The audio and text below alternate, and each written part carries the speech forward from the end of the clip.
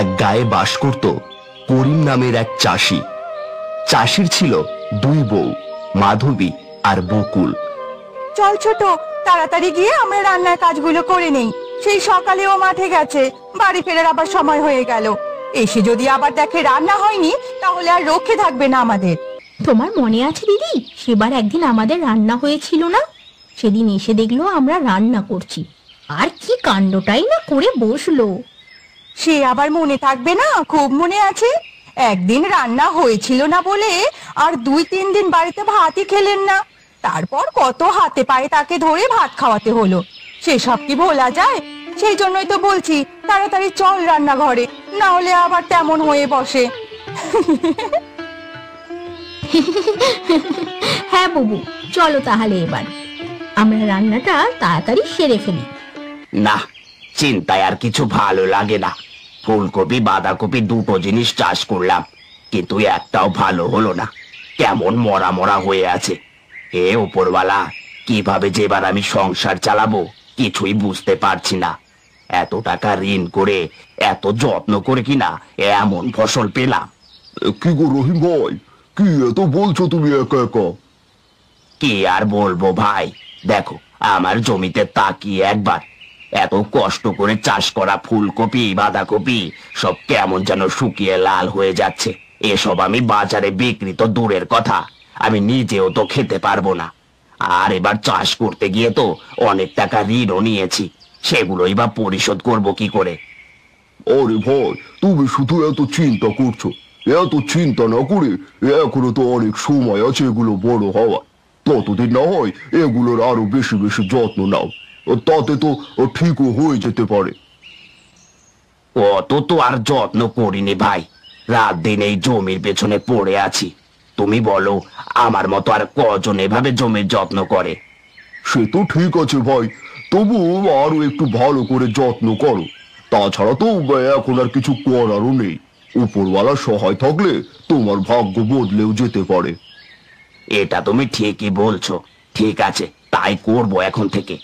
আগের চেয়েও আরো বেশি বেশি যত্ন নেব।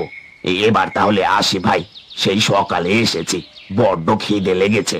কটা খেয়ে না হয় আবার বিকেলে একবার আসবো। হ্যাঁ, তাই করো। আমিও আসি গো করিম ভাই। বলে রহিম তার বাড়ির দিকে হাঁটা দেয়। বুবু দেখো, এই আলুগুলোতে কেমন গাছ গজিয়ে গেছে। এই যা, এই আলুগুলো তো বেশ কিছুদিন আগে বাজার থেকে আনা হয়েছিল। এটা ওটা রান্না করতে করতে ও আলু আর রান্না করা হয়নি। এদিকে যে আবার আলুর গাছ গজিয়ে গেছে, তাও খেয়াল করিনি। আমারও একবার চোখে পড়েনি। এবার কি করব বলো তো বুবু? কি আর করবি, ও আলু আর খাওয়া যাবে না, ফেলে দিতে হবে। ও মা গো, কেউ কি আছো? এই সময় তো কারোর আসার কথা না। দেখ তো ছোট, এই সময় আবার কে ডাকছে? ঠিক আছে, আমি দেখছি। কেউ আছো গো মা? এই বুড়িকে একটু সাহায্য করো গো মা। কে গো আপনি বুড়িমা, আর কাকে ডাকছেন? আমি এই গ্রামেরই একজন। ওই মাঠের ওপারে আমার ঘর। আমার কেউ নেই গো মা। আমার বড্ড ক্ষুধা পেয়েছে মা, আমাকে কটা খেতে দিবি মা? ওপরওয়ালা তোদের মঙ্গল করবে। ও এই কথা, এসো গো বুড়িমা, আমাদের সাথে এসো, বসো এখানে। বুবু, এই বুড়িমার নাকি কেউ নেই, বেচারা কটা খাবার চাইছিল, তাই নিয়ে এলাম। তা বেশ করেছিস, এই তো রান্নাও হয়ে গেছে। তুই বুড়িমাকে একটু খেতে দে, আমি এই ময়লা আর আলু কটা ফেলে দিয়ে আসি। দাঁড়াও মা, এই আলুগুলো কেন ফেলে দেবে? এই আলুগুলোতে গাছ গজিয়ে গেছে, আর গাছ গজানো আলু আবার আমরা খেতে পারি না, তাই ফেলে দিতে যাচ্ছি। ফেলে দিস না মা, তোরা দুজন মিলে এই আলুর গাছ লাগা। দেখবি এই আলু তোদের ভাগ্য বদলে দেবে। আমার কথা শোন মা, এই আলু তোরা ফেলে দিস না, গাছ লাগা। ঠিক আছে বুড়িমা, আমরা তাই করব। আপনি বলছেন, আমরা নিশ্চয়ই গাছ লাগাবো। এই নিন বুড়িমা, খেয়ে নিন। আমার খাওয়া শেষ হয়ে গেছে, আমি এবার চলে যাব। তার আগে তোদের একটি কথা বলতে চাই। কি কথা বুড়িমা, বলুন। আমার একটি বিশেষ ক্ষমতা রয়েছে, যার দ্বারা আমি আগে থেকেই বুঝতে পারি। আমার সেই ক্ষমতার থেকে আমি বুঝতে পেরেছি সামনে তোদের একটু বিপদ আছে। কি বলছেন বুড়িমা? তাহলে এবার আমরা কি করব? চিন্তা করিস না, তোরা শুধু ওই আলুর চাষ কর, তাতেই তোদের সব বিপদ কেটে যাবে। আমি এবার আসি।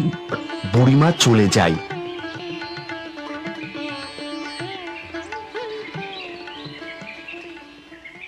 তুমি মাঠ থেকে ফিরে এসেছো? তা মুখ এমন শুকনো কেন? নিশ্চয়ই অনেক খিদা লেগেছে তোমার, তাই না? তা না বউ, আমার জমির ফসল এবার ভালো হচ্ছে না, তার জন্য আমার মনটা ভালো না। আবার ক্ষুধাও লাগছে একটু। আমাকে ভাত দাও, খেয়ে আবার জমিতে যেতে হবে। সে কি কথা, আবার যাবেন?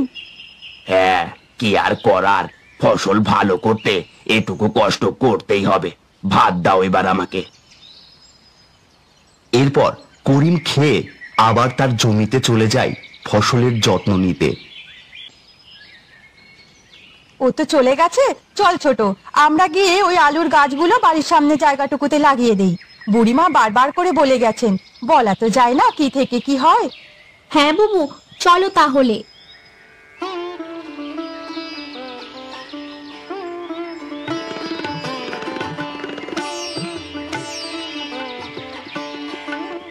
এই তো হয়ে গেছে আলু লাগিয়ে দেওয়া, এবার দেখা যাক কি হয়। হায় ওপরওয়ালা, এ কেমন ফসল দিলে আমায়? এত কষ্ট করার পরও আমার ফসল কেমন মরা। এই ফসল দিয়ে আমি কি করব? এখানে দাঁড়িয়ে হা হুতাশ না করে বাড়ি যাও ভাই। তাই যাই, চোখের সামনে এসব দেখে আমি আর সহ্য করতে পারছি না। আমার কপালটাই এমন ভাবে পড়তে হলো। কি গো, কখন বাড়ি এলে? আর ঘরে না গিয়ে এভাবে বারান্দায় বসে আছো কেন? কি করব বলো বউ, আমার ফসল ভালো হয়নি, ও নিয়ে বাজারে যাওয়া যাবে না। আমি কি করব তাই ভাবছি।